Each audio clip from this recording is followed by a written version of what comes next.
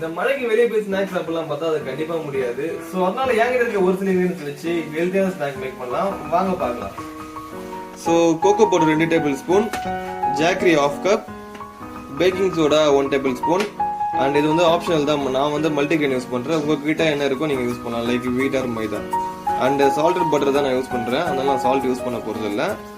And என்கிட்ட ஃபைனலாக என்கிட்ட இருக்க பாதாம், வால்நட், அப்புறம் வந்து கேஷ்யூ, இது எல்லாமே நான் வந்து ஒரு கைப்பிடி தான் எடுத்துக்கிறேன். பாதாம் மட்டும் 1 கப் எடுத்துக்கிறேன். அண்ட் ஃபைனலாக வந்து வெனிலா எசன்ஸ். இது கூடவே கொஞ்சம் மில்க் அண்ட் கீ நம்ம ஆட் பண்ணிக்க போறோம். ஸோ வாங்க பார்க்கலாம்.